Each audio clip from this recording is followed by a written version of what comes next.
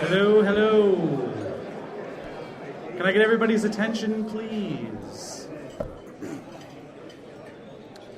Can I get a couple more people's attention, please? Hi, everybody.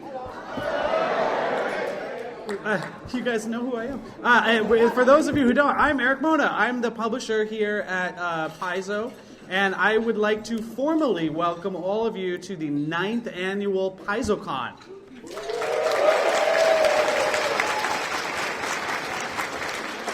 It is absolutely crazy and humbling to all of us at Paizo to see you guys come out here every year for this convention. We're so happy that you're here, whether you've come just from down the street or from a different country or from a different planet or plane of reality. We are thrilled that you are here with us today. We've got a whole bunch of different announcements to make over the course of this preview banquet.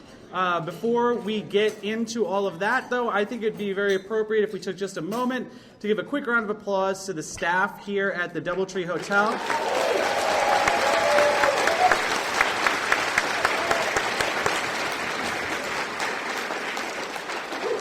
We've done 2 banquets here at the DoubleTree now at Paizo. We've done 9 total, and they aren't always as great. So good job, DoubleTree.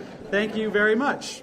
So without further ado, I would like to introduce a very, very, very, very important person, the founder and CEO of Paizo Incorporated, Lisa Stevens, who will give you a welcome. Lisa.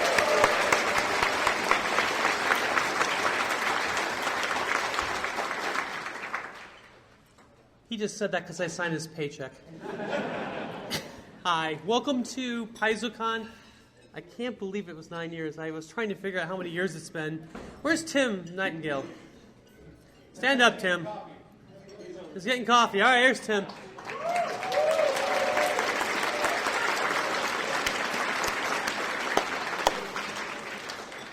Without Tim, we wouldn't be here. I mean, he literally came up with this crazy idea 9 years ago, and had this crazy notion of getting all the people from the forums together and gathering together. And I'll never forget, he kind of like sent an email and said, oh, yeah, a bunch of, there's about 30, 40, 50 of us going to be getting together. If you want to come by at any time and play games, just feel free. And then we came over that Saturday and had this amazing time. And then it was like next year, we're like, Tim, do you mind if we do this next year? He's like, thank God. But thank you for thinking about it. Thank you for coming up with the name. And, you are the father of PaizoCon. So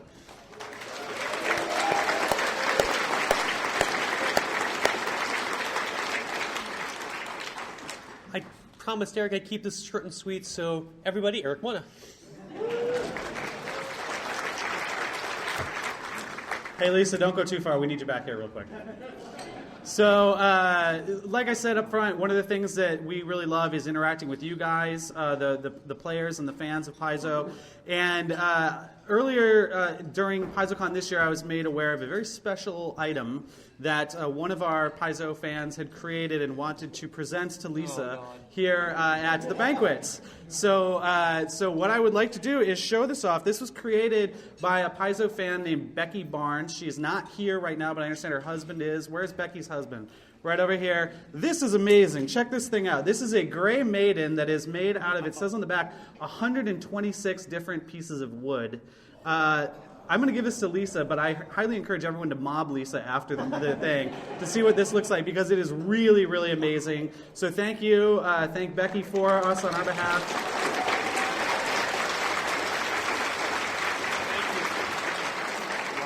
And thank you, Lisa, for keeping the doors open and having us every year here. Thank you for making the products that keep the doors open. Fair enough. With that in mind, I would like to take just a few minutes to recognize the members of the Paizo staff who are here. I was going to sort of try to say, okay, so here's all the whole staff, and then here's a couple members of the staff without whom PaizoCon would not be possible. But frankly, the truth is that every single member of the Paizo staff has been working incredibly hard, certainly all week, but in some cases for months, to make this event go off. So we really appreciate the entire Paizo staff and all the efforts that they do to put on what has got to be one of the best little gaming conventions in the world. So thank you to the Paizo staff, and I will name them presently. All right.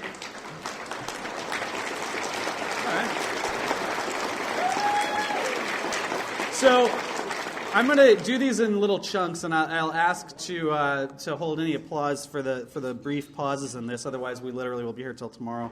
But I'm going to start with the senior editor team, starting with editor-in-chief F. Wesley Schneider, creative director James Jacobs, creative design director Sarah E. Robinson, creative director James L. Sutter, and lead designer Jason Bullman. Can we get a round of applause for these folks?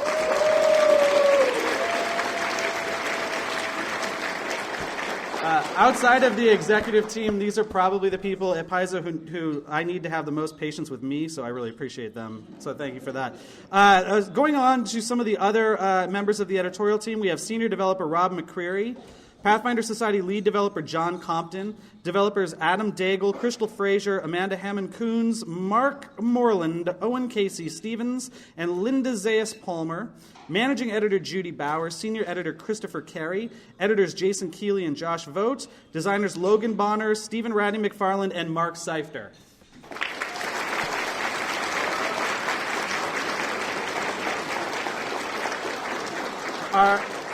Our art team does so much work to make Pathfinder products some of the most beautiful products, not just in the industry now, but in my opinion, in the entire history of the industry. I am admittedly biased, but I really appreciate all the hard work put in by art director Sonia Morris and senior graphic designers Emily Crowell and Adam Vick.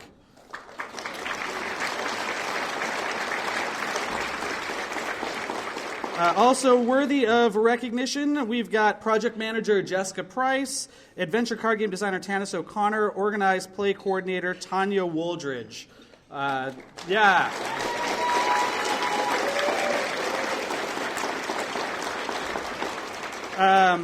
We've already recognized Paizo CEO Lisa Stevens, but she always deserves another round of applause. Our Chief Technical Officer, Vic Wirtz, Chief Operations Officer and Head PaizoCon Guru, Jeffrey Alvarez, our brand new Chief Financial Officer, John Parrish. John, are you here? There's a long tradition of new employees at Paizo starting within a day or two of PaizoCon beginning. So welcome to John. Hopefully you're not too scared of us now. Staff accountant Ashley Capralian and data entry clerk B. Scott Kime as well. So how about a round of applause for those folks?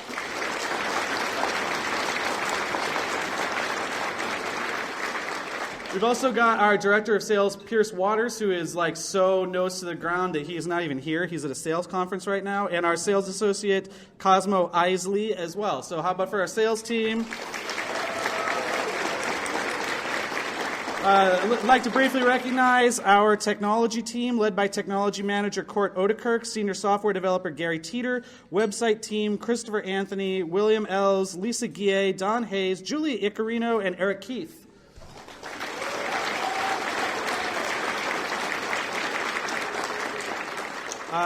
Especially hardworking around this time with PaizoCon are our customer service and community teams. Our community team is Liz Quartz and Chris Lamberts, and our customer service team is Shariah Kopis, Katina Davis, Sarah Marie Teeter, and Diego Valdez.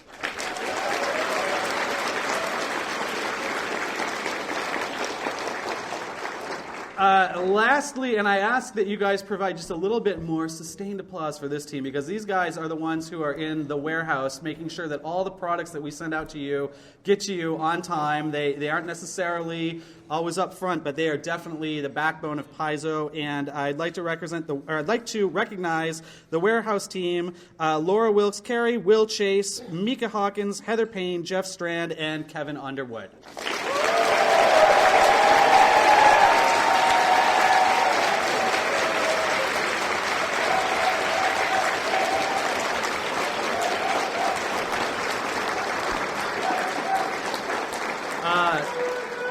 Ever since it accidentally happened once a couple of years ago, I'm always paranoid I left someone out. So how about a round of applause for any Paizo employee's name I forgot to say?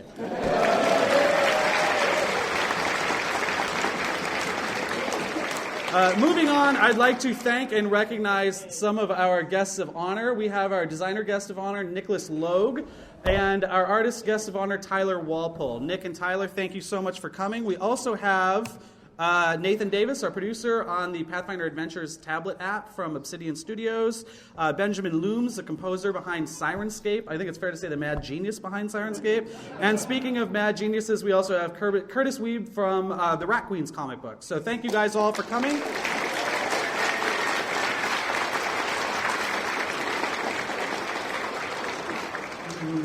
But I'm not done yet. We also have some of our writers. We've got Thurston Hillman, who didn't know his picture was going to be in front of everybody here. We've got Greg Vaughn and Neil Spicer, designers, and Mike Selinker, designer from Lone Shark, behind the adventure card game. In addition to them, we also have Wolfgang Bauer, Chad Brown, Ryan Macklin, Jason Nelson, Patrick Rennie, Craig J. Spearing, Raven Mimura, Paul Peterson, Marie Poole, Liz Spain, Gabby Weedling, and Bill Webb, and probably about a dozen other people. Thank you all for coming to PaizoCon.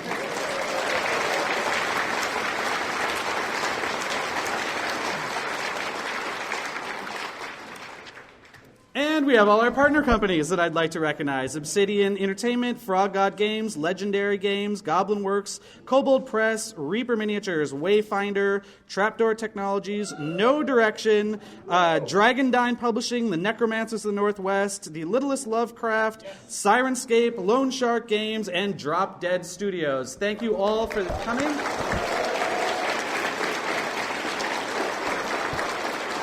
Virtually all of these companies are represented in the Paizo store, so if you haven't had a chance to check out the store just right across the way, we encourage you to do that. They have some really innovative, exciting products that we know you will all really appreciate and enjoy.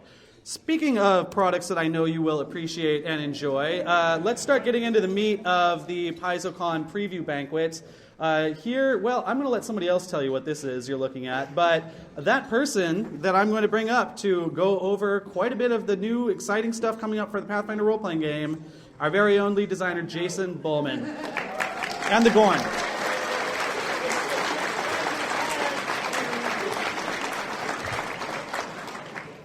By the way, that photo up there is from the new Star Trek exhibit at the EMP downtown in Seattle. I highly recommend. Hey there, buddy. So, hi there. I'm Jason Bowman. I'm the lead designer at Paizo Publishing, and let me just apologize for the Jingasa of the Fortunate Soldier. I promised my design team I wouldn't make that joke. I lied. So, hi there, everybody. I'm sure what you guys are really interested in hearing all about here today is... Horror Adventures, which I happen to have a copy of right here. So I'm going to be happy to walk you guys through this product, talk about some of the great things that you will find inside, some of the exciting pieces and new rules you will find in this great book. So first of all, Horror Adventures is really designed as a source book that, like Occult and Mythic, is designed for you to drag and drop into your game when you want to take it to that dark and terrible, horrific place. I call those days Monday. Ask Eric. So Horror Adventures is another piece in this line. It has everything you need as a GM to make your game a horrific experience for your players and their characters, I guess. It is filled with tools to help you make the terror and horror a bit more personal and not just kind of a collection of stat blocks and numbers. Right? Telling someone they're shaken really doesn't get them to quake in their boots really all that much. Oh no, a -2 penalty. Damn. So let's get into some of the meat here. First of all, we're going to go back to these lovely characters. So first up, I want to talk a bit about a new system that's present in this book called corruptions. Corruptions are a way that you can kind of bring the terror to your characters, make it a bit more personal. It's a system by which characters can be tempted by the dark side. They can fall victim to the horrible powers that generally only live on your side of the screen. So let me tell you guys a little story about my home game. Let me tell you about my character. A character in my home game plays a rogue, and they never know when they're about to be guinea pigs for new rule systems that I'm playing with. But this time was more special than most. So the rogue in the party got contacted by some agent of Nadal and this artifact, and had this shadowy thing enter him, and he was like, "Boy, that was weird." And I was like, "Yeah, no, it's fine. You're fine. You're fine." And the next day, he's in a dark alley, and I'm like, "You can kind of see in the dark." He's like, "What do you mean I can kind of see in the dark? I'm a human. I can't see in the dark." I'm like, "No, you think you kind of can. Maybe if you just focused a little harder. If you wanted it just a little more." And he was like, "Okay."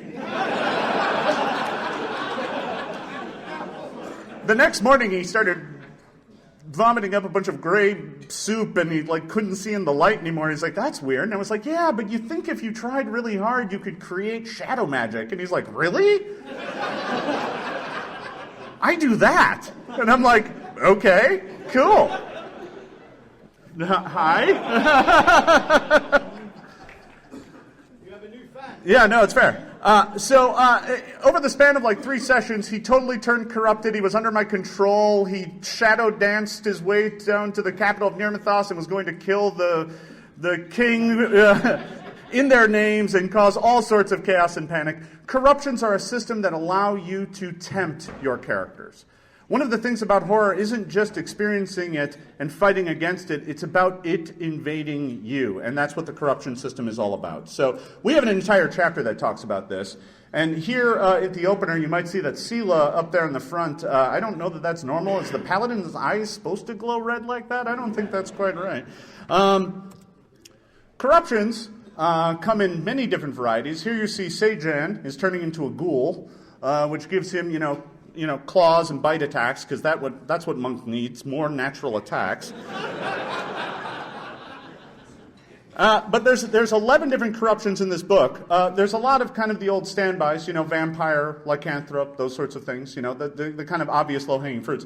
But there's also some that are a little bit more terrifying, like Mariciel here, who's been infected with a hive larva, which is slowly converting her into a hive creature and taking over her body. But they're not all quite so terrible. I mean, Valeros just contracted a bad disease and has decided to start replacing all of his body with golem parts. So all told, there are 11 corruptions in this book for you to play with, and I'm just going to go ahead and read them off here. There's the accursed, which is you are deeply and very heavily cursed. There's Deep One, which I think you saw Harsk with up in that first picture where he had the big eyes and a kind of a funny look. There's Ghoul, there's Hellbound, there's Hive. Ezrin happened to go into the Lich corruption. That seems like his thing. When his nose fell off, that really caused problems for the rest of the party. There's Lycanthrope, there's Possessed, there's Promethean, which you see here, Shadowbound, which is what my poor home player Rogue fell victim to, and, of course, Vampirism. This chapter also has some fun other bits in it, too. It's got expanded rules for fear, giving you 7 different discrete levels of fear to play with, other than just shaken and run away, which is not a lot to go on when you're trying to spin a horror tale. It's like, oh, you're either mildly inconvenienced with a stat penalty or you're running for your life. We decided to make it a bit more robust than that. There's also a rather complete system for sanity, allowing you to kind of bring sanity rules to your Pathfinder game. So that's Chapter 1. Chapter 2 is archetypes. There's plenty of archetypes in this book. One of the things you're going to find that's pretty interesting in this book is that a lot of the archetypes in here will make for great villains. Some of them are very suitable for player characters, but we wanted to give this book in particular a focus on some archetypes that make for a good villain. So here you see the mad scientist, who you could play a mad scientist as a character. The great part about him is they can make their mutagen on the fly. They don't have to decide it in advance. It just costs them some sanity. That's fine. No big deal. You don't need too much of that. There's some other great archetypes in this book too. There's the Slayer archetypes. Those are some of my favorite. One of them in here is Family Hunter, which is when you've got that pesky family of vampires and you really want to make sure you kill them all. This is the archetype for you. There's a lot of other archetypes in this book that are fun as well. There's a Mythos Cultist Cleric. There's a Profile Investigator. that if you really want to play, your Benedict Cumberbatch Sherlock Holmes, we got your archetype for you. One of my favorites is we've got a vigilante archetype in this book that is just called Serial Killer. By day, he's a baker. By night, he's a butcher. I don't know if he ever gets around to candlestick making. I'm not sure about that. There's also a gingerbread witch, which I thought was a lot of fun. So, lots of fun archetypes in this book. As with all of our books, there's also a lot of fun feats. Here you see Sejan has learned the Disrupting Fist feat, which allows him to destroy undead by means other than just punching them. There's plenty of other new feats, too, including some new story feats, for those of you who like story feats. One of my favorites in here is called Twisted Love. It's when the vampire falls in love with you, and you have to find a way to break its heart, right? That's the entire point of the feat. It's like, sorry, I'm just not that into you. There's also some new style feats in here. One's called, Maddening Style that allows you to punch people and make them go insane. I don't really know how that works, but I think we've all been there. There's also, this book also features over a dozen new monster feats. We put some new monster feats in this book, some really great stuff. One of them is called Skin Suit, that just allows you to skin someone and wear their suit. I don't know if it comes with lotion and baskets, but it probably should. Let's talk about spells a little bit in this book. Here you can see that Ezrin has decided to contact a Migo with our new contact entity grouping of spells. There's a lot of these. They allow you to, reach out and touch someone and then have them touch your sanity right back. But there's a couple other great spells in here. There is literally a spell called Decapitate, which is an immediate action spell when you crit with a slashing weapon. You just do a ton of extra damage, and if it kills them, pop, off comes their head. There's a spell called Flesh Wall, because you need a wall of flesh. It's just made of zombies. It's delightful. But one of my favorites, and this will undoubtedly be Cosmo's favorite as well, is a spell called the Maze of Madness and Suffering, which is like a 9th level maze spell, but the maze you send them to is specific and horrible. There is even one that sends them to a clown circus. I assume they're horrific clowns, but I think that's kind of redundant. They're clowns. You're welcome, Cosmo. So, in addition, this book has a robust chapter just dealing with new rules, new subsystems to add to your game. There's expansive rules for curses and curse templates. There's a curse template that you can apply to a curse that makes the curses contagious, because that's what you need. He sneezed on me and I got mummy rot. What the hell? There's new diseases. There's one that just makes you bleed all of your blood. It just all comes out of you. There's also new environmental rules and hazards. There's over 20 hazards in this book. We put a lot of hazards in this book. Including just a bat colony that comes swarming out. It's not a swarm, it's just a colony of bats that causes you problems. Or blood moon, corpse fruit tree. There's a watchful doll that's a hazard. It just stares at you a lot. It's just nightmarish. This book is filled with terrible, terrible things. You guys are going to love it. There's an entire section on flesh warping. As you can see here, Stephen Redden McFarlane has picked up a tentacle arm. The anti-paladin has picked up a tentacle arm. That's fine. Yeah. There's also an expansive section on haunts, including haunts for all 20 CRs and haunt templates to make them not just about divine magic.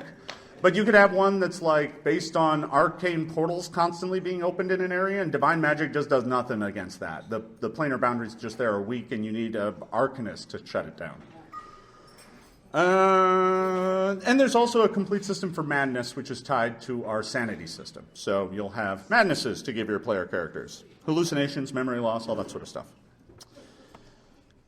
You get questions again? No. So, in addition, you can catch me later. So in addition, there is a fantastic chapter written by our very own Wes Schneider, one of Paizo's masters of horror. We have a number of them. They all fought it out over who would get to write this chapter. Wes won out, and he also got the gentleman who wrote Dread to help him out with the chapter, whose name is eluding me right at the moment. So this entire chapter goes into how to run a horror game, how to make the game personal, how to get consent from your players first, which is critical when running a horror game. You don't want to throw them into body horror if someone has a real problem with that. So, I mean, this chapter really kind of talks about how you set this up, not just to make it scary for the characters, but to make it scary for the players as well in a way that they are comfortable with. It talks about the different types of horror, from, gothic horror to slasher horror, body horror, psychological horror, mythos, cosmic horror, and more. There's like 8 or 9 different types of horror that we cover in this book.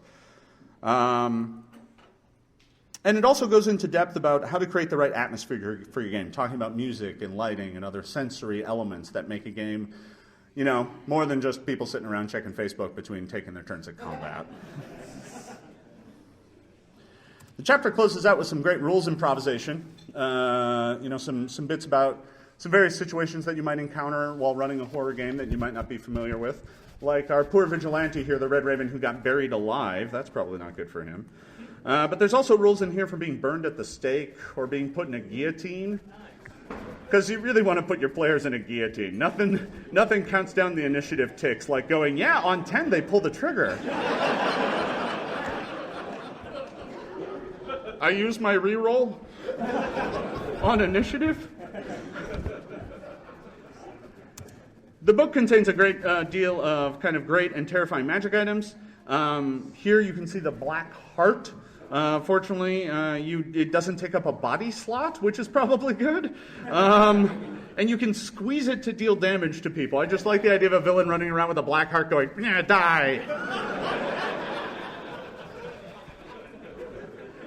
But that said, just like all the chapters in this book, there's a lot of good things too, right? It's not just about having terrible things. It's also about giving players tools to fight back against the darkness and evil. So here you can see a brilliant flash holy symbol that blinds undead whenever you use it to channel. There's lots of feats and spells like that throughout the book that give you an edge to kind of turn the tide in your favor.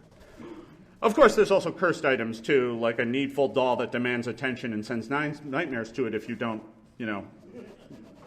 give it comfort. But, you can't have all nice things. Last but not least, this book contains a chapter of monster templates. Here you see the implacable stalker. We didn't want to put new monsters in this book because monsters by their very nature can be horrific depending on their circumstances, but templates can really punch that up. So the implacable stalker here, he can't be killed and can teleport to right behind you. He's that sort of monster. There's like a chitin apostle that can turn other people to evil. There's even some horror classics in here, like the trompe-l'oeil monster, the monster that comes out of a painting, or the waxwork monster, things to fill kind of those structural, those story niches that we haven't filled in the past. And last but not least, there's a bunch of simple templates for all of the corruptions in the book.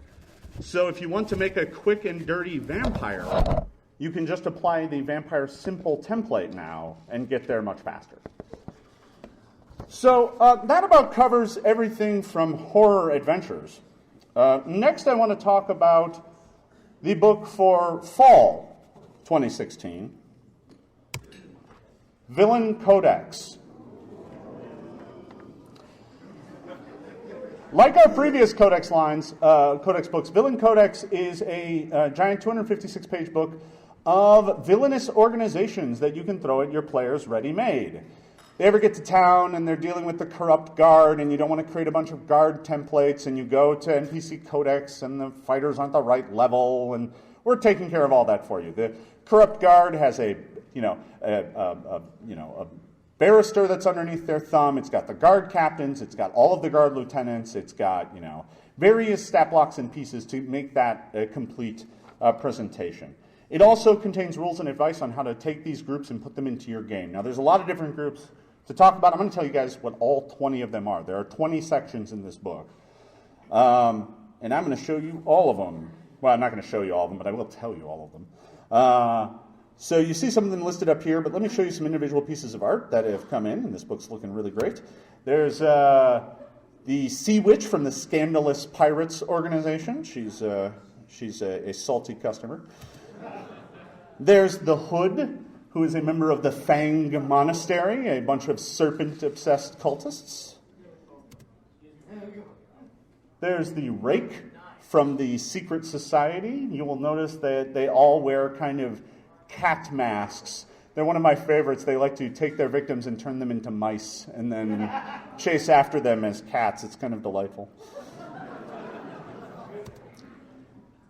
This is the opening piece to the Savage Marauders section. These guys are they're kind of like the evil mercenary band for you to use.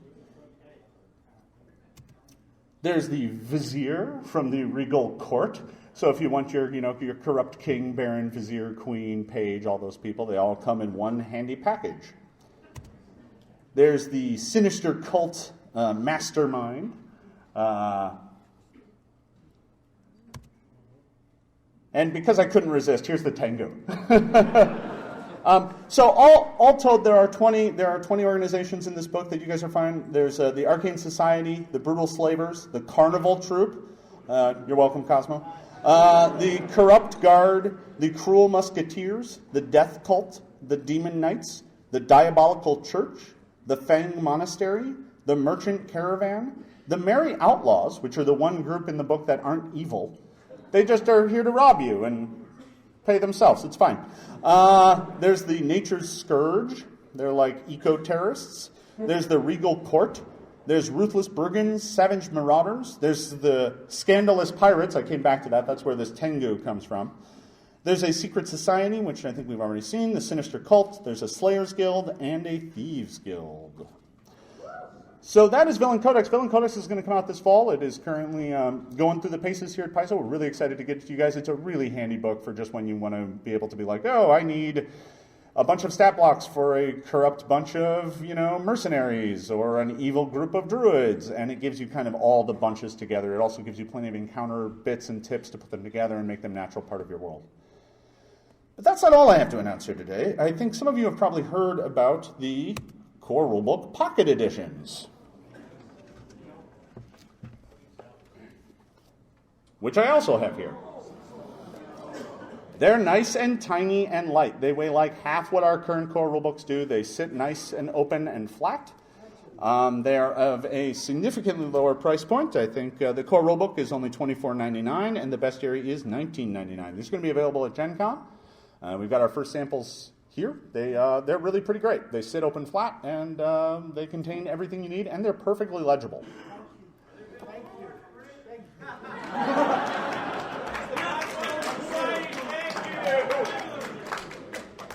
Don't worry, I'll come up with more heavy things for you Pathfinder Society people to carry around. It's fine.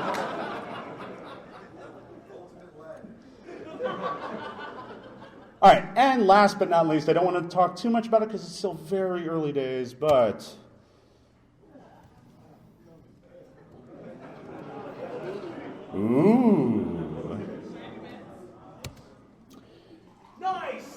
in spring is Encounter Codex. This book contains dozens of vestably customizable encounters using many of our FlipMat products to give you instant setups and encounters. It's here to make your life as GM super simple, giving you various settings, foes, and options necessary to run encounters from 1 to 20 with virtually no prep whatsoever. Each encounter uses our FlipMats and pawns quite extensively, and it includes a lot more than just fighting. It also includes tips for giving them interesting and unique rewards based on the setup. So you can get trained, you can get all sorts of things, not just treasure, but you can also get training and boons and all sorts of things from these encounters. So we're really excited to bring this to you. It's still very early days, so I don't want to talk too much about it, but we're excited to bring Encounter Codex to you guys in spring of 2017. And that wraps up my bit here today. Thank you very much, everybody.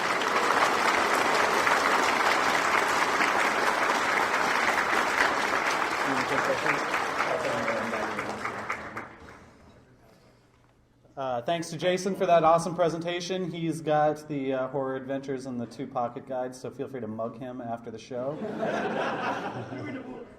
Just for God's sake, leave him alive. We need him. So next up, I'd like to bring up a very special employee who is relatively new to the Paizo staff. We just hired this person in the last year, since the last PaizoCon, actually. And I'll hit the space bar so you can see who she is, but I'm not done talking about her. So it's Tanya Woldridge.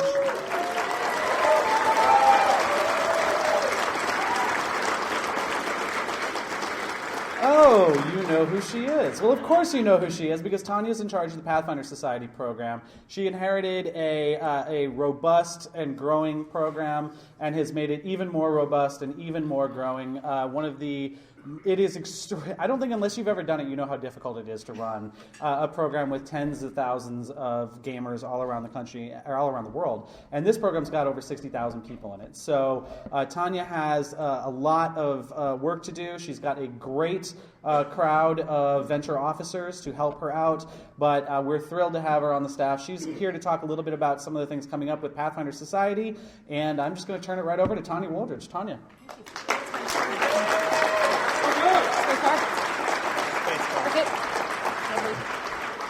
Hi! I've had coffee. We're good.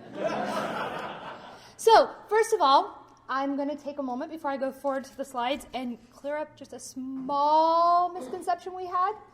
For those of you that have been in the store and seen the pins that came out, yeah, pretty neat, huh? All our factions. Well, they don't give a reroll.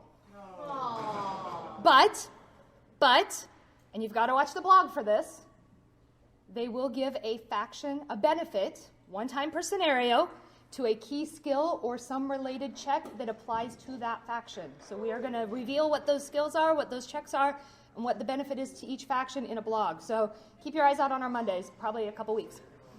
So, sorry, takeaway, give.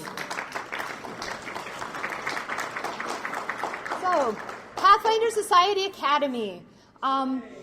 Yeah, children, near and dear to my heart. Some of you might have seen the panel Linda and I did earlier today on kids and gaming. And this is an extremely passionate piece of what I do. They are a new generation. We need to keep growing the hobby, and that is where we can do it. So we put our head together. We've had a kids track at Gen Con for several years. It goes over gangbusters. They fill up, and the kids keep coming back and saying more. So what we want to do is we want to try and repackage that and roll it out to all of our locations, not just Gen Con. We want it to be at PaizoCon. We want it to be at your local con. We want it to be everywhere. So we've gotten a new logo for it that is special for them. We can see our younger members there. We also are making it a 3-pronged program. It'll have 3 main pieces to it. The first one is setting up a specific space for our younger gamers, not just players, but our GMs as well, mentors and fostering, but a place they can come in that's their own, that they can say, these are my tables, these are my people. It also allows those adults that don't want to necessarily sit at the tables to be able to say, no, I don't want to be there. I know this isn't the location for me, or it is the location for me. So if you start seeing things labeled PSA and then a society number after it and a title, those are our youth tables. Pathfinder Society Academy is what we're using PSA for. So we are identifying those tables. They may have a younger GM. They may have younger players. We encourage families to come on out. They run a little bit different. They run a little bit rules lighter for the kids, but they're still society legal. They do give credit. They move the kids right through. About 6 is what we're starting the target range at the bottom of. We're also coming out with lessons and quests that apply the lessons. We've had the 2. We've had Kid Track Beginner and we've had Kids Track Advanced. This year we're adding Kids Track Transitions. It is another set of 5 more lessons that deal with some of the more advanced topics like Splash Weapon Mastery and some of the grapple rules. I want to read this section. I could use it. But to kind of clarify that, and it's a short lesson, and then it's jumping the kids right into a quest that focuses on those rules and kind of features them. So we're putting those. At the end of transitions, the child will be able to have a first level society character go to second level. So they will be able to come in and start playing with a fully functional character. It also teaches them how to level from the beginner boxes, which is what was used for beginner and advanced, and it moves them into a full society character for transition. The third piece of it is a rating system that we're putting on our scenarios. There are some pieces to the scenarios that tend to run a little PG-13, sometimes even a little bit higher than that. And all this does is identify that that's what's in the scenario, and GMs beware that if you have a younger member, you may need to tweak it just a little bit. It also has, some of these things have applications further than just the youth, in that I know some adults have trigger items, and they go, I don't want to be around something. Something's going to set me off. I know this. And you'll be able to look at it and say, okay, this scenario might have my trigger item in it. Maybe not the best one for me to play. And so it's an identification there as well to try and help it. So while I'm saying kids, the pieces and the fundamentals of Pathfinder Society Academy will be able to be applied to new players or to anyone else that just wants this extra information that we're providing. So it's not limited. I hope at some point to be able to move it into some of our newer areas like universities that might not have a GM ready or a group ready out there that we can start expanding as well. So some growth ideas there. Does that mean that you could outside of the university volunteer to be Or it will bundle things that they can start at the beginning and we can walk them through. Here's the simpler steps to get in. Because unfortunately one of the things is if we've been playing forever, like some of us, it's easy to move over and you've seen what's going on. But if you're a brand new player, and I've heard this a lot, I don't know how to start. Where do I go? Where do I start with all of these rules and all of these options and all of these great things? Bring me back to the basics. So we're trying to do this. We did the Humble Bundle. We sold a lot of beginner boxes. And this is another way to make that transition from beginner box into, if you want to play Society, or into full characters in Pathfinder.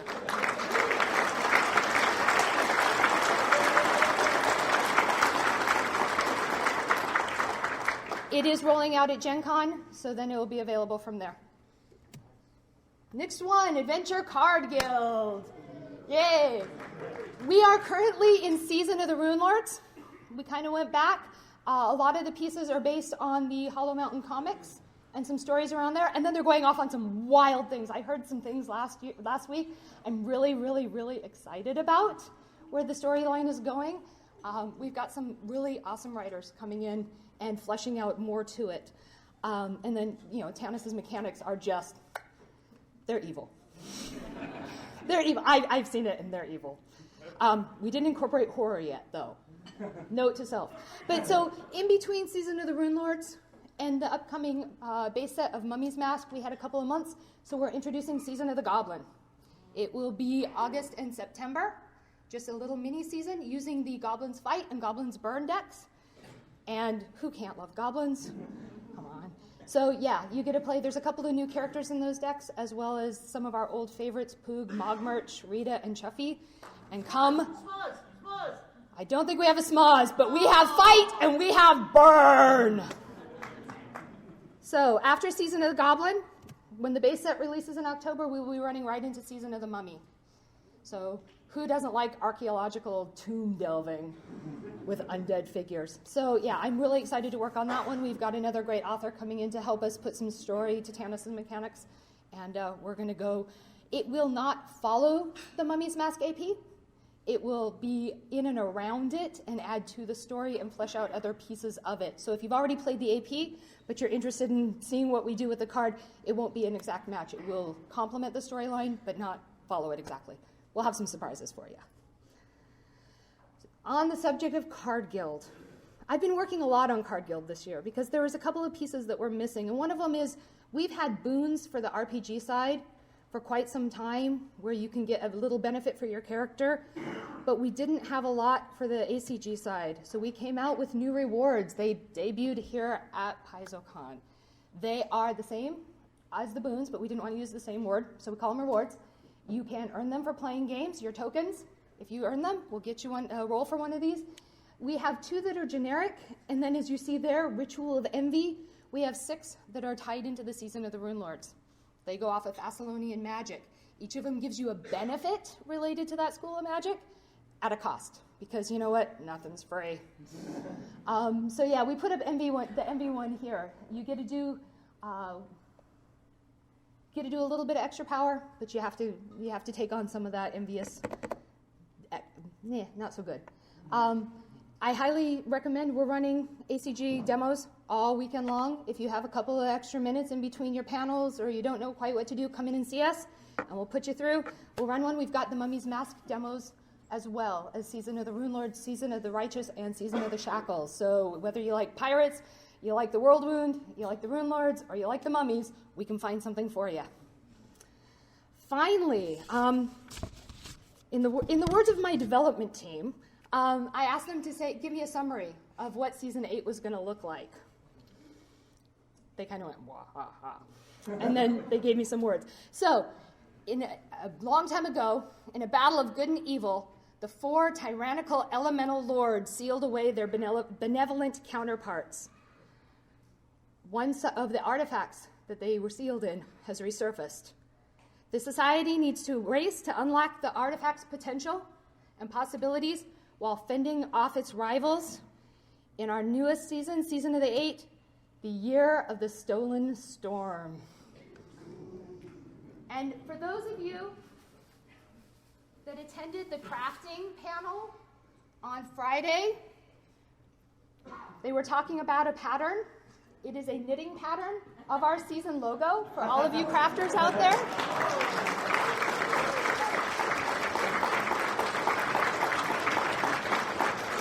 So if you would like a fashion accessory, now that we've revealed the season and the logo, we can get you the pattern for it as well. And you can be as fashionable as me, and we can all walk around in our season hats.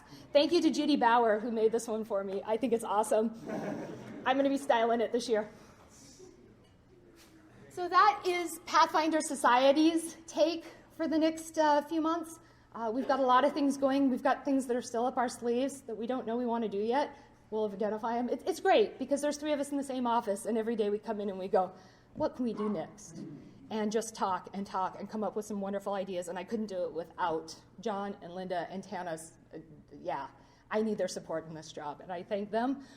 I'd also like to briefly ask my venture officers that are in attendance to stand up. I have almost 700 volunteers.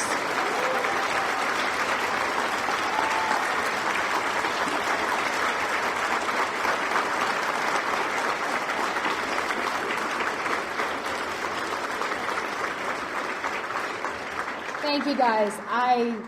Without you out there in the stores, on the streets, in the conventions, helping me, there is no way we could have grown this program and keep continuing to grow it. And you just amaze me. You amaze me at all. One of the things I get to do as organized play coordinator, and my predecessor did, was we give coins out to some of those volunteers that have just put time and effort and energy into the Pathfinder Society campaign. And I got to recognize 2 people earlier this weekend with them, Ray Diaz and David Montgomery. Can you stand? These are our new...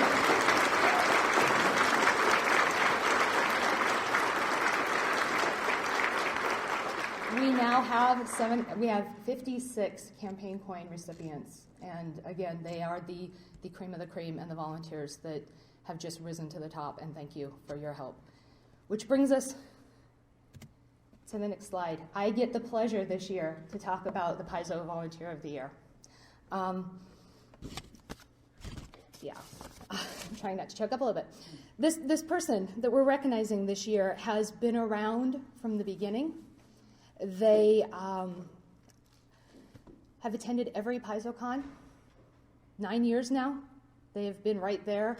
They reach out. While I appreciate my society volunteers, society is just one small part of the Pathfinder family. There's a lot more games going on in a lot more locations, and this person touches all of them as well. They help the staff. They help the gamers. They help everyone that needs to find a piece of information because it's right there. They have compiled it and put it online and at our fingertips.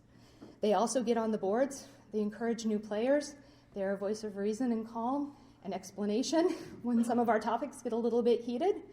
And in their spare time, they like to be a board gamer. and we'll sit down and play just about anything with you at a table. It is my distinct pleasure to give this award. He's been helping Paizo for years. In October, he joined kind of the extended Pathfinder Paizo family when he married our customer service rep. Would Blake Davis please come up?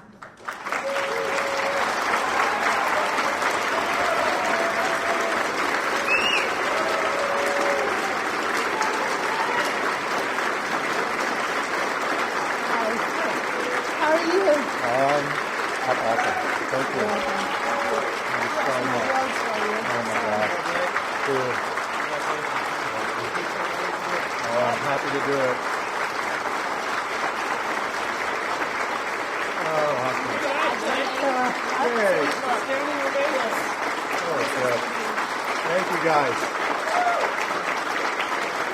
Awesome. For those of you that have not seen the website yet, he manages the archives of Nethys for us. Yeah. Thank you all. So he gets to join our family on the wall here and take his plaque home to keep with him forever. So thank you so much. Thank you. Well done. Huzzah. Thank you.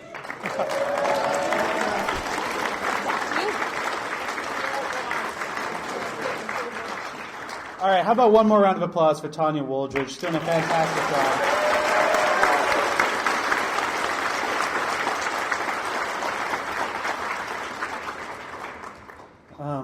And now I'd like to bring it down just a little bit because as much as we all enjoy PaizoCon and as much as this is all about fun and games, there is a serious element to this as well, and that is that sometimes at conventions player characters die.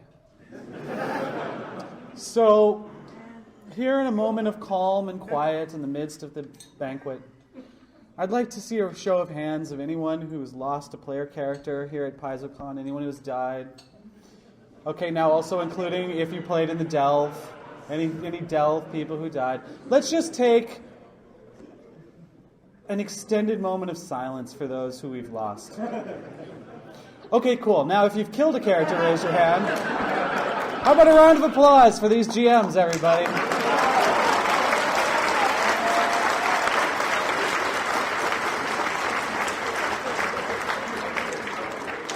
Speaking of insidious killer GMs, our next presenter to talk a little bit about some of the upcoming adventure card game products is Mr. Mike Selinker. Mike.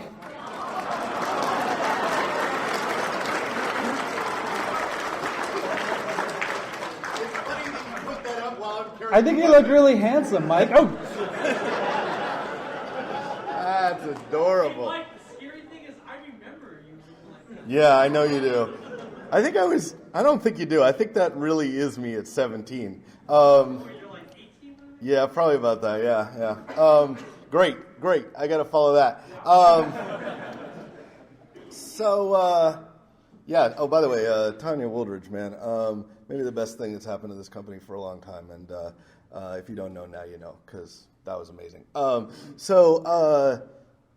can't think of anybody better to write a chapter on consent about entering a horror game than Wes Schneider. I mean, he's great.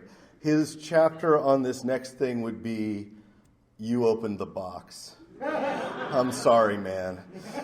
Because this is Mummy's Mask. I talked a little bit about it last year, and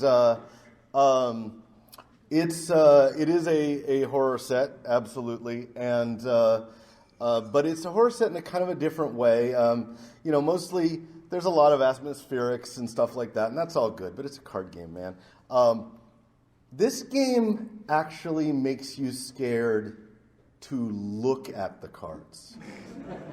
No, I mean really. Like, if you flip up certain cards and look at them, you get hurt.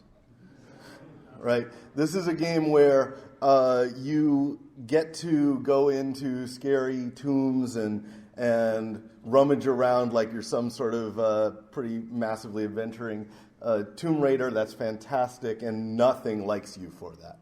And so, but there's some other cool things in here that you might not know about.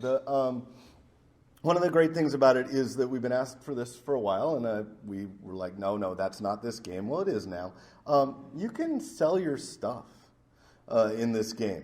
And so that's kind of subtle, but you notice that when you play this game, you get all sorts of things, and you're like, well, I guess I don't want this. I'll just throw it aside. Don't do that. No. That stuff is good because you can sort of get the real sense of going on adventures, picking up things, going to the shop, trading it to the merchants, meeting all sorts of interesting people in the marketplace. That's pretty cool. There's a couple other things that are in here that are brand new. You're going to find that we've introduced a few new character types. Maybe you guys have heard of the Occult Adventures characters out there. They're a little different. The design team that put this together is probably clinically insane. And so they will do some things that you've never seen characters do before. One of these characters has 11 item slots, for example. But you'll see all that stuff coming up. We, as Tanya mentioned, we have Season the Mummy and other things that will allow you to dive right into this. It is probably the coolest set that we've ever made, and I think it's pretty cool that this is the fourth base set that this game has had. We came up with this game 5 years ago, and we're still coming up here to talk to you about our little card game, the little engine that could. And I really appreciate you guys for supporting it because it is a really wonderful thing to get to work on with our friends at Paizo.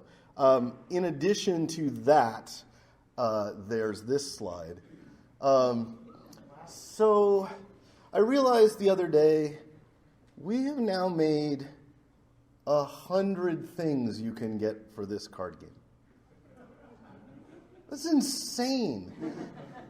Magic the Gathering didn't reach that till 10 years in, right? I mean, we've got, and I want to talk about a couple of the things that are on the sort of upper left here. Those little decks in the corner, those are Goblins Fight and Goblins Burn. We take our jobs very seriously here at Lone Shark Games. And so when given the opportunity to create class decks for goblins, we took that job very seriously.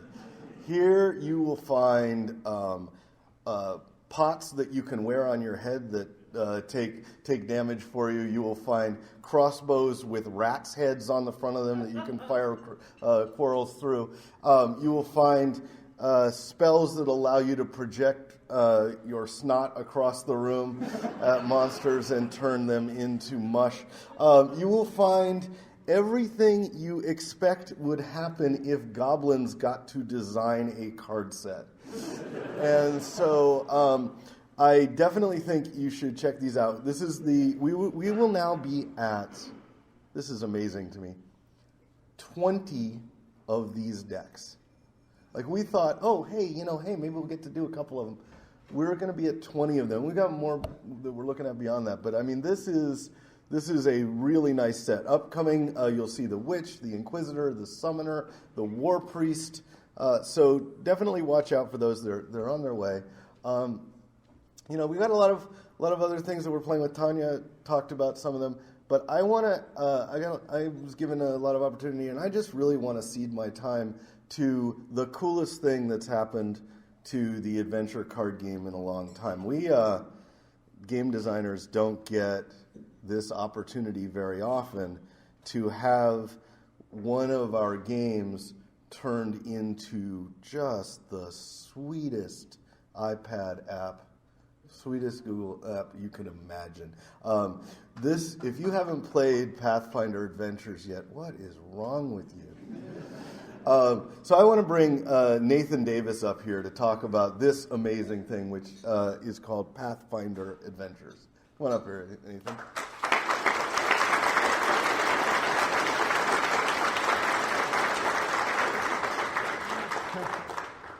Thank you, Mike.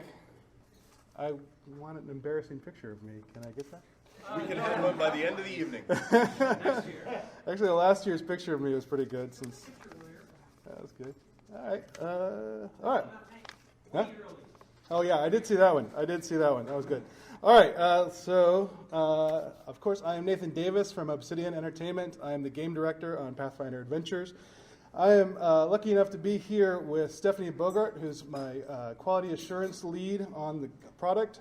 Literally, I could not do this job without her. She is absolutely correct in everything that she does, and she is the best. So thank you, Stephanie.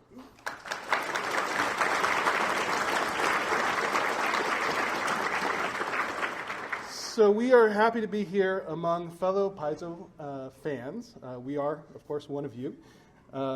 If you haven't heard by now, Pathfinder Adventures is out. It's available. You can get it.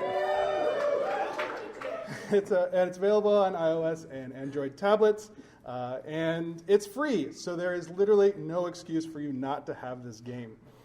Right, so I'll jump right in.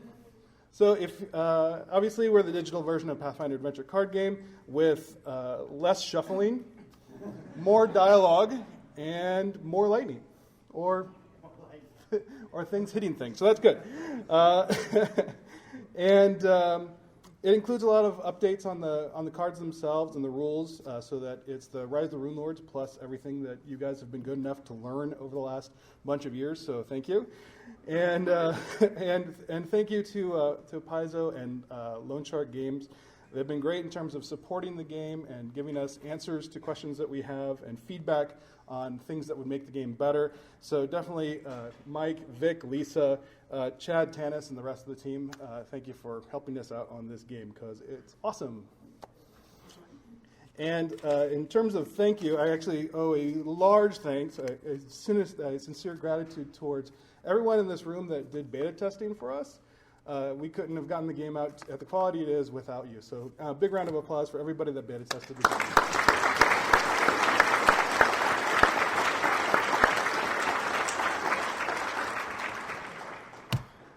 So if you are not familiar with things that are going on in the game that are different from the physical game, one of the cool kind of experimental game spaces that we've been allowed to get into is something called Quest Mode that allows you to play randomized scenarios where you gain experience, gain levels. We stole a lot from Pathfinder Society rules, so thank you for that. And it's cool. We're continuing to add to it with each update. So one of the things that will be coming out in the next month is special daily quests, so that every day that you log in and you can jump into a special quest that's only available that day, where you can get some special rewards. So if I can say special one more time, then I can get a trifecta. So anyway, so that's really cool. We're looking forward to that. One of my favorite things that we've added to the game is legendary difficulty, because I like to punish myself. And it's cool if you haven't had a chance to look at it. We restrict movement between different locations. A lot of that's geographic, but a lot of that is also design. What will make it complicated for you to get through something? We also add complications to the scenario powers to make life more difficult. So if you got through Rise of the Rune Lords, the physical version, and you're like, well, I've already played that. I don't need to play the digital game. You are wrong. You have not experienced this as difficult as it can be, and with an additional layer of strategy involved. And I highly encourage you, again, to download it today. And yeah, so that's what? By the way, Deck 3 came out yesterday. That's the Hook Mountain Massacre. It features role upgrades, which are very cool. It features inbred ogres, which we all know and love. And, of course, Black Maga. In our version, Black Maga is an actual sea creature that runs around chomping cards from each of the location decks while you're running around trying to save as many allies as possible. I want to give big ups to our art and code team that put that together and made this kind of really cool abstract concept into something that you can really sink your teeth into, to say the least. Okay. If I haven't mentioned it already, it's available now. But what's in our future? Well, right now we're working on optimizing the game so it'll be available on your phone. Some of you are trying to play it on your Android phones right now, and I'm sorry, we're not made for that right now. It's not optimized either from the UI interface perspective or from performance and all that stuff. But we will. That is coming soon, so you'll be able to get it on your iPhones as well. And it's all about us getting that out to a much, much larger audience. We are planning later this year to go online multiplayer and be on PC. So that's something super cool.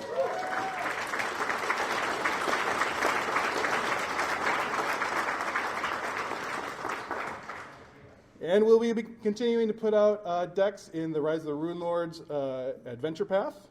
And we'll be adding more customization options. One of the ones I'm most excited about that is coming very soon is dice skins. So for someone that's been rolling the same blue D4s for the last 2 years, this is going to be really cool. So look for more information about that to come. So if you haven't had a chance to come by and check us out, we're going to be at our booth in the afternoon tomorrow and most of the day on Monday. Also, we have a panel tomorrow at 11 a.m. But yeah, that's it. Thank you very much. And again, it's available now.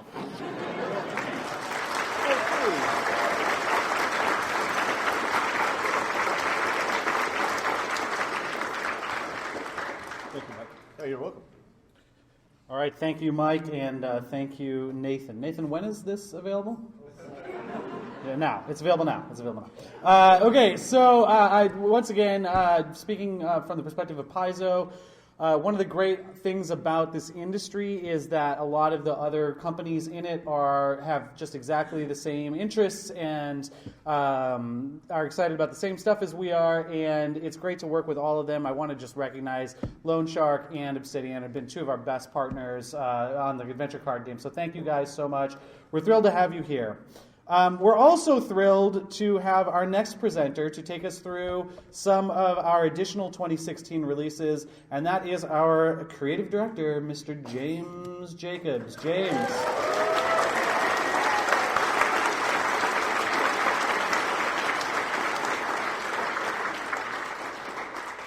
Hello, PaizoCon. Isn't that an awesome blue shirt? So never fear, I'm not going to go through every single thing we're putting out in 2016 for the rest of the year. That'll leave us into next week. So what I'm going to focus on really are three big projects that I had a little bit of work in. One of them I had a lot of work with that'll be coming out, and that's 3 entries in the Adventure Path line. First up, we've got the Adventure Path that we are launching at Gen Con, and that is the Strange Aeons Adventure Path.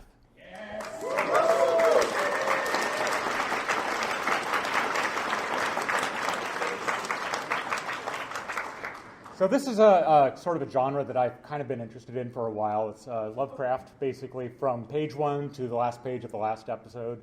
You can see that not everybody you're going to meet in this thing is going to be monstrous and hideous. There's like some normal people there that may help you out along the way, or maybe they've got ulterior motives. Wes Schneider, our illustrious local madman, wrote this first adventure. I had to bribe him by telling him that he gets to write an adventure set in an asylum. And that kind of made him happy. Your characters start not knowing where they've been for the last several months, or I think maybe even years, so that's going to be a challenge for you, but I'm sure you're all up to it. You'll note, I'm not going to give away too many spoilers, but you'll know that the color yellow shows up rather often. I'm not sure what that could possibly mean. We're working actually with Chaosium on this as well, so we're going to be able to bring in some monsters that you are pretty familiar with over the last decades that Chaosium has been basically brought Cthulhu and the mythos to gamers. A lot of the stuff that they've done, people, they think that, Lovecraft made up all this stuff, but a lot of it was created by Chaosium, and it's really exciting to work with them. We're going to have a great old one in every volume. We're going to have a article about the Necronomicon. People who have read Lovecraft's books will recognize some of the NPCs you encounter. And just so you feel a little better, not everybody will look like a person. There'll be things with tentacles. There'll be creepy old witches. This is the second adventure in the Adventure Path by Tito Liotti. That pleasant fellow right there in the red is a star vampire. You can tell because he's filled up with someone's blood. He's normally invisible. So that's going to be the Strange Aeons Adventure Path. That'll bring us through for the next 6 months starting at Gen Con. And then once that one wraps up with one of the craziest finales we've done for an Adventure Path ever, I've mentioned it here and there to people. I'm not going to mention it now. You'll have to be investigators and go find out on your own from people that know what's going on.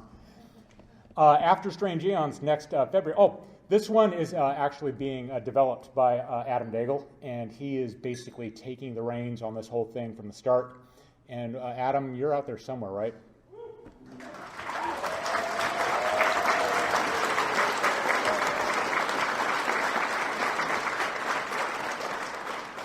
And then once that's done, Adam gets to go on break for 20, maybe 30 minutes before he starts the next one, which comes out in, we're not going to talk about that one though. So we'll talk about that one later, maybe another convention that might happen this year.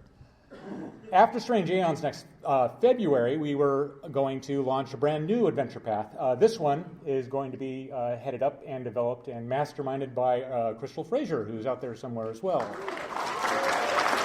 Somewhere there.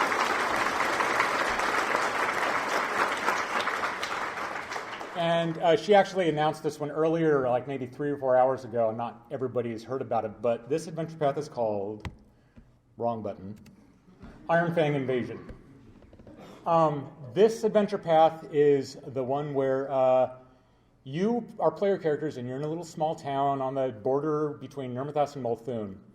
And this is about what happens when hobgoblins start taking over. And so it's going to be kind of a throwback. We've done adventures with Lovecraft stuff. You play evil characters with Hell's Vengeance. This one is kind of a throwback to just classic monsters. There's hobgoblins, there's minotaurs, there's medusas, there's all sorts of these creatures that you love, who have been part of the game from the start. And this one really started out with the idea of let's let player characters who have like wilderness skills or animal companions and stuff like that really give them a moment to shine. It started a little bit with us thinking like, what if the player characters are all Robin Hoods? Kind of expanded out of there. So this is the one where a lot of the adventure paths we've done, if you're like a druid or a barbarian, you've got like a bear pet or something like that, you don't fit in well in the city. This is the one where the bard is going to be like, oh, where's the tavern? That's a big tree. I don't know what to do. So go in prepared. So we've actually just started getting art in for this. So this is actually, I don't believe this is art for the actual adventure path, but keep an eye on that. We'll have more information coming soon. The third one that we've got coming up is, of course, The Curse of the Crimson Throne.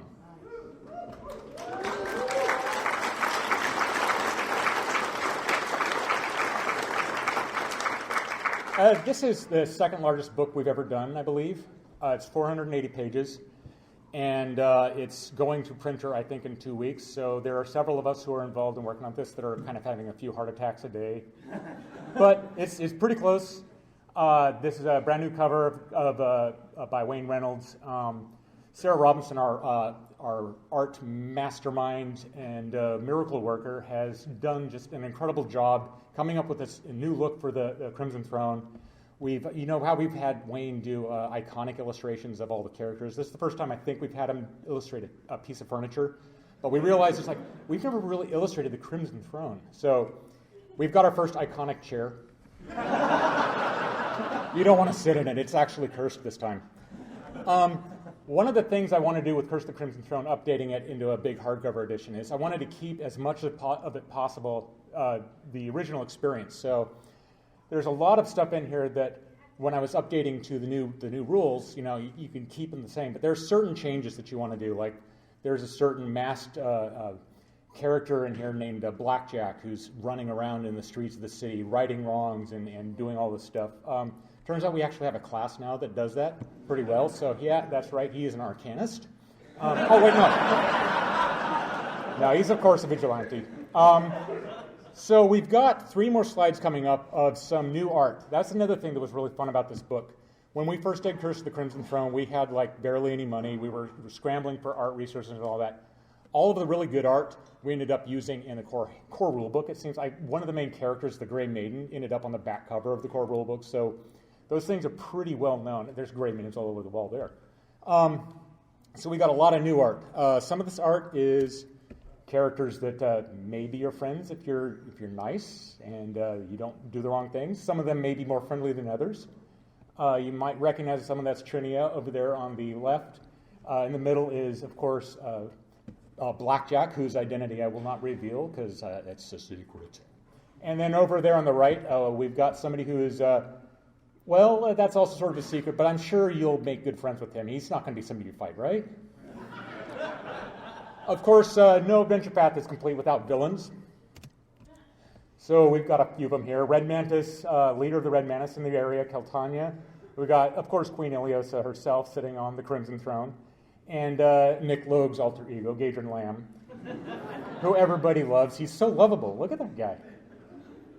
Anyway, that's not all we're putting in here. We're putting in some new content as well. We're rebuilding a lot of encounters that got cut for space, especially in Scarwall.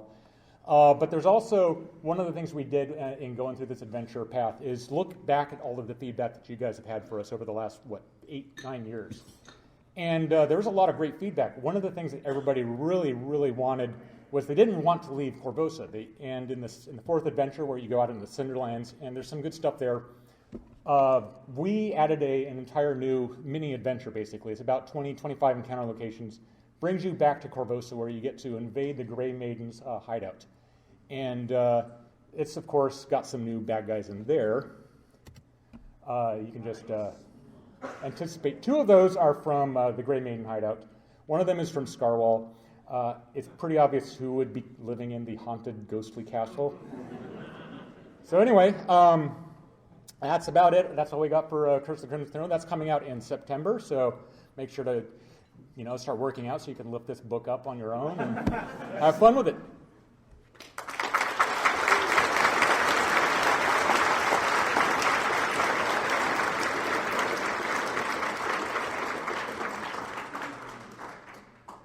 Yeah, some of that stuff's going to be a miniature. Anyway, so thank you, James. Curse of the Crimson Throne is going to be really awesome. We've really loved the way that people have embraced the hardcover edition of Rise of the Rune Lords. Almost the minute that came out, people started asking for Curse of the Crimson Throne, and we're just really happy to be able to deliver that to you guys. Yeah, all right, yeah, cheers. Yeah. I want to take a few minutes to talk about some products coming up from some of our partners. And the first partner that I'd like to talk about is Sirenscape. Is Ben here? Ben Looms? Where are you at? There he is. Yes, Mr. Sirenscape himself. Ben travels to the United States more than most Canadians that I know, so he's coming from Australia. We're really happy to have him. Recently, Ben and I worked together on a special program that we did that was a sponsorship of the Geek and Sundry show Critical Role. I don't know if any of you saw that, but they had some professional cartoon voice actors take on the roles of goblins, and they used Ben's soundscapes to really enliven that. And it was a huge reaction. We had 9,000 people in the chat room watching it live, and I wanted to thank Ben for going on that process with us. It was a huge, huge success. One of the things that Ben came to me and said is, you're doing so much awesome stuff with Curse of the Crimson Throne.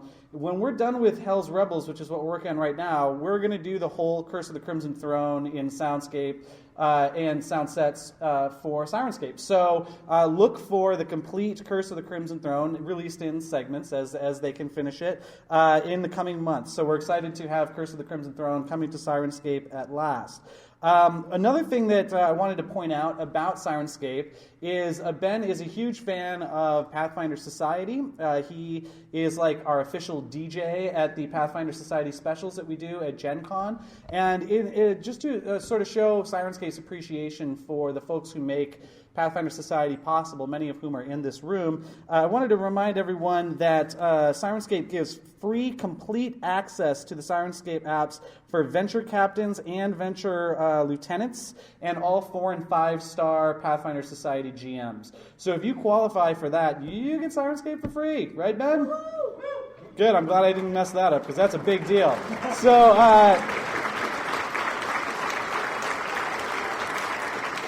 we thank Ben for being such a great supporter of Pathfinder, and he thanks you for being such great supporters of Pathfinder Society. So thanks a lot, Ben. I also, one last thing. You can actually buy it on Paizo.com now. We got our ducks in a row, and you can buy Sirenscape on Paizo.com, so please do.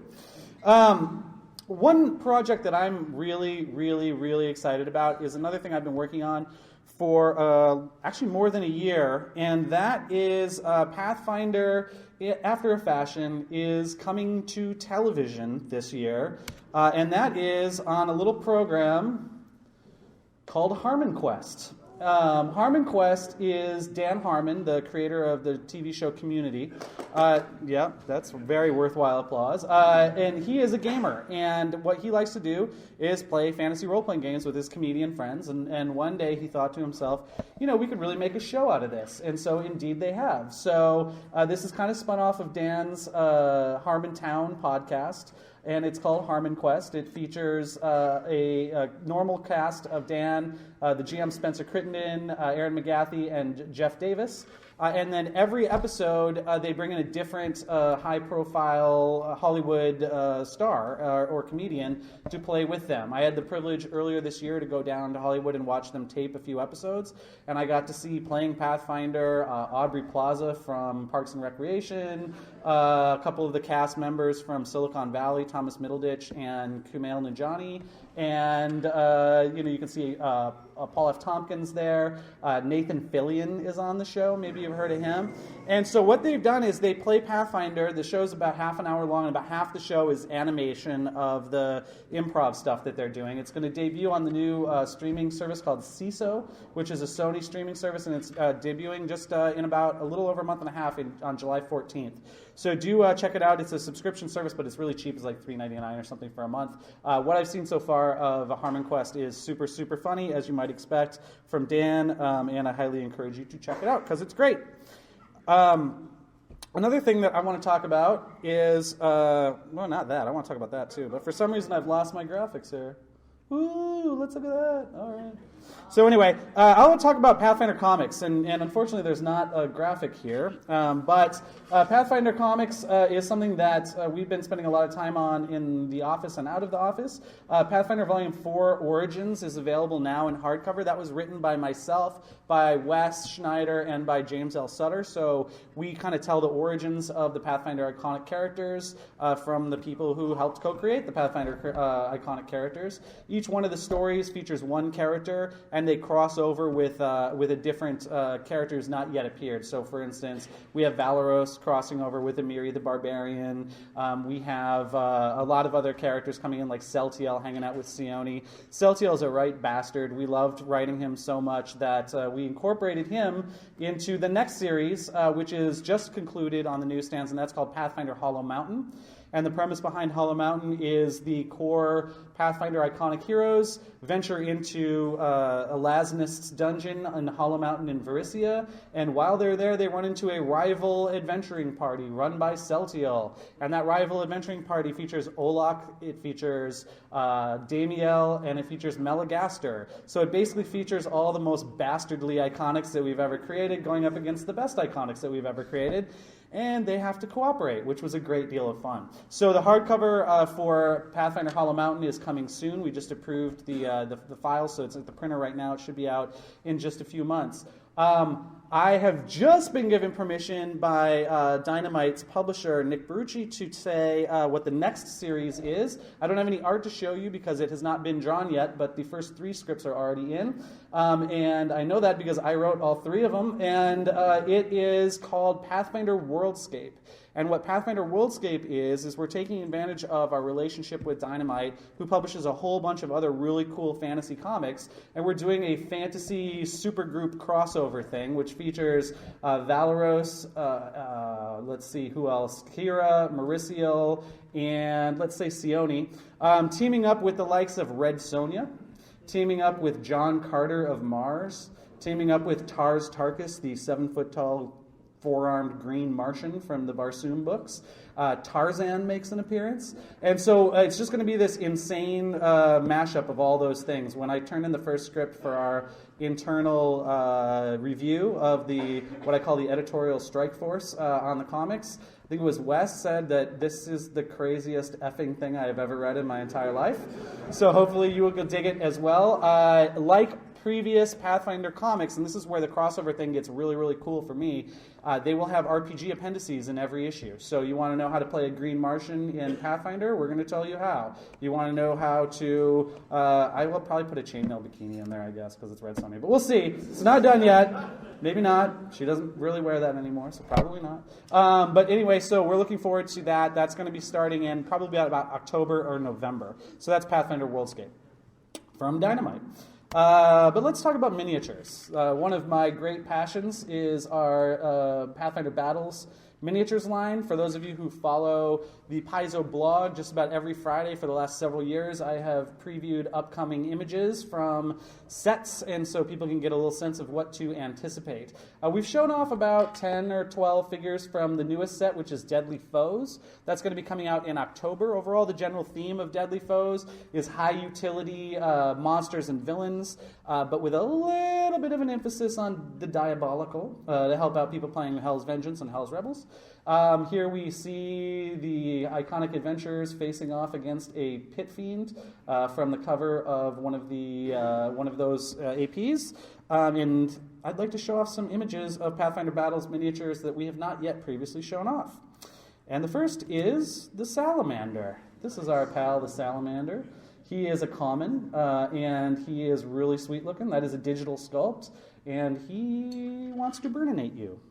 We've been talking a lot about Pathfinder Society during this presentation, so I wanted to show off the Pathfinder Society leader. This is a member of the Decemvirate, the masked, anonymous leaders of the Pathfinder Society, and he's got a staff and a really nasty mask. He could be a good guy, he could be a bad guy. That's the great thing about the leaders of the Pathfinder Society. You never really know. Next, it'd be really uncool to show a painting of a pit devil without actually showing you a miniature of a pit devil. So I'm calling him a pit devil because we can't print the OGL on the bottom of a miniature. So he's a pit devil, and there he is, and he's big, and he will chew off your head if you let him. For the last couple of sets, we have, in addition to 40-plus monsters, we've included some set dressing, and this set is no exception. And fitting with sort of the diabolical theme, we've got the Book of the Damned with its own little evil pedestal. And, yeah.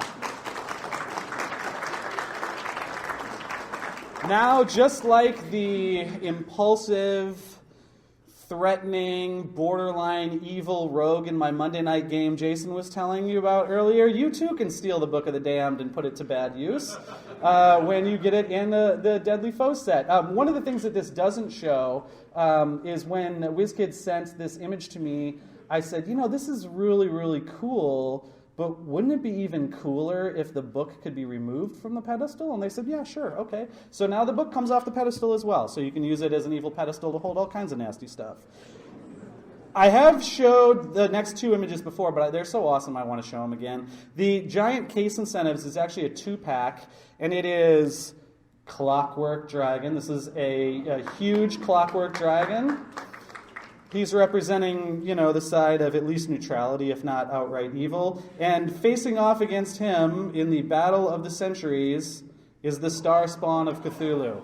So the Star Spawn of Cthulhu you see emerging from the water. I think he makes a fantastic addition to any of our ship-based flip mats if you really want to have your players create some real liquid to go with the fake. So we look forward to Cthulhu and the Clockwork Dragon coming in October with the Deadly Foes set. So what do you guys think of the preview banquet so far? Pretty good?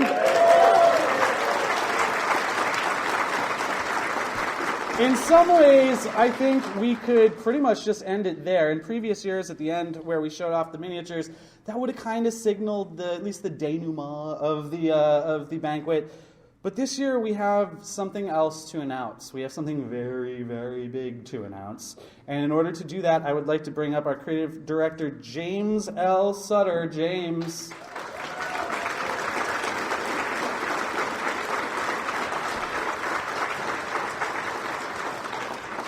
Take it away, James.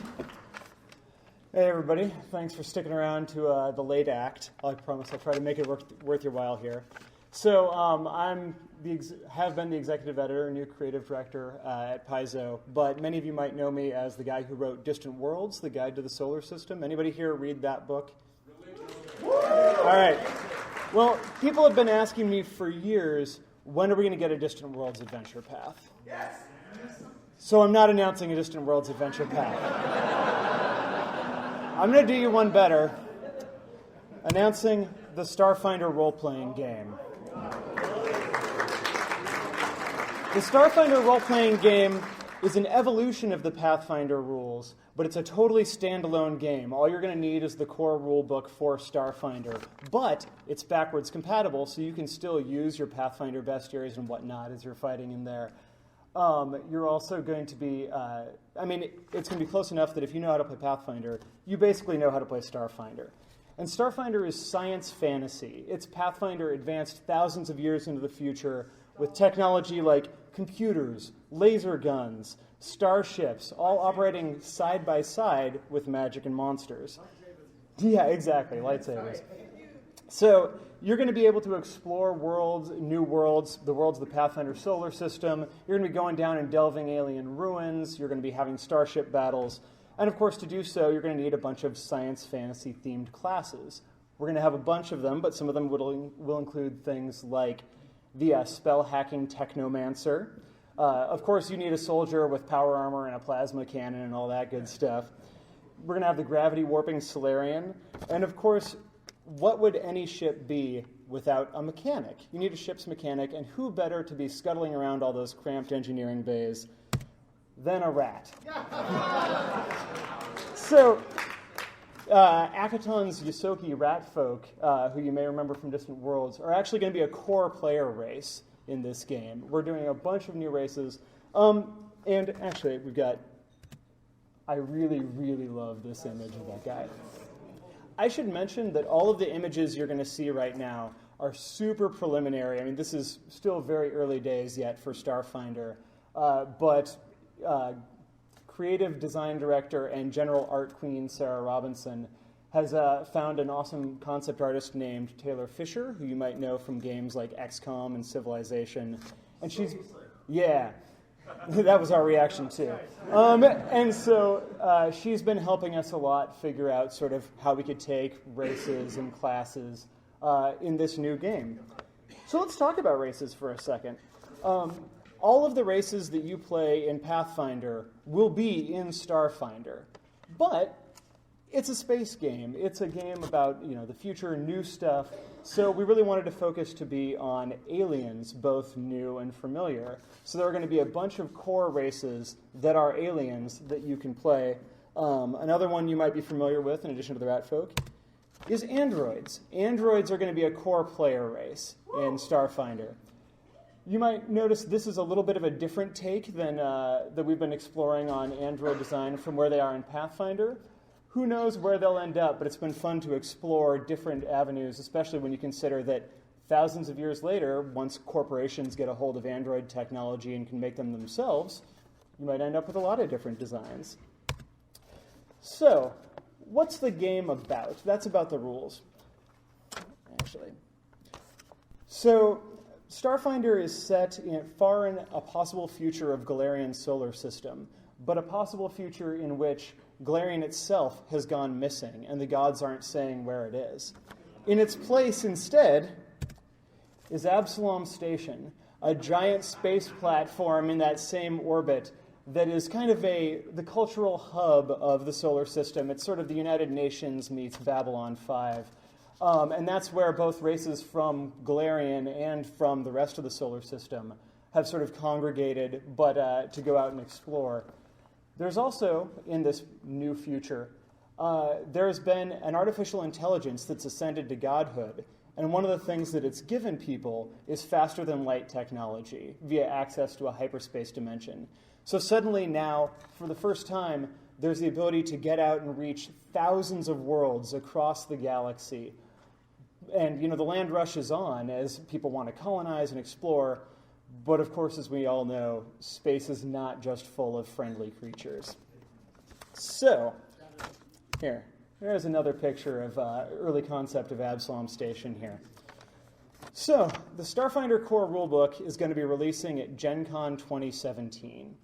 But that's not the only thing we're going to be releasing there. We're also kicking off the Starfinder Adventure Path, which is going to be a new monthly line in addition to your normal Pathfinder Adventure Path, which is going to have both linked adventures and also new setting material, new rules, new monsters. It's really going to be our primary vector for how we get you new information to expand your Starfinder game. But we aren't going to be the only ones expanding your Starfinder game. We're also going to be releasing this under the Open Gaming license with a Pathfinder compatibility license, with a compatibility license much like Pathfinder's. So we're really looking forward to third-party publishers helping us expand the rules and the world that we're creating here. So, this sounds like a lot of work, doesn't it? It is. Yeah. I'm seeing stunned faces here. So, you might be asking yourself, who is making this game? And the answer is pretty much everybody. But I'm the new creative director of Starfinder. We've also, on the core Starfinder team, Rob McCreary and Owen Casey Stevens are going to be the key developers on that line. We've also got, obviously, Sarah Robinson is in charge of all the art side. But in addition to the core team, we've also got Jason and all the design team are working on rules. The developers and editors are writing rules and flavor and figuring out how to streamline the information to make this game as smooth and easy to play as possible. The art team's making it look great.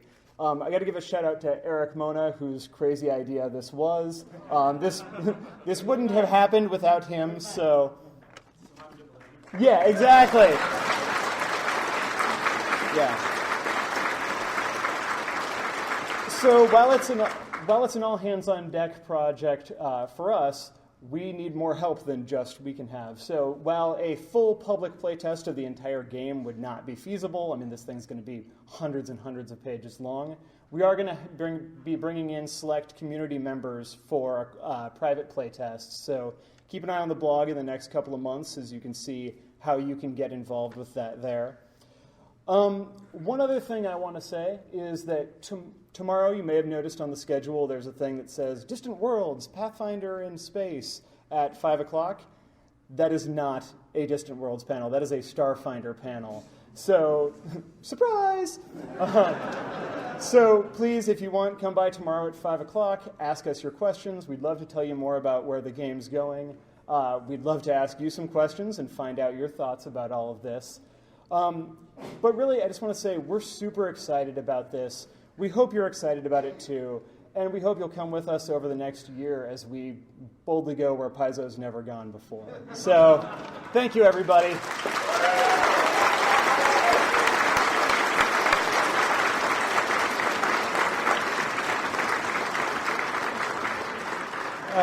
Thank you, James. There's probably no one who is looking forward to this more than me.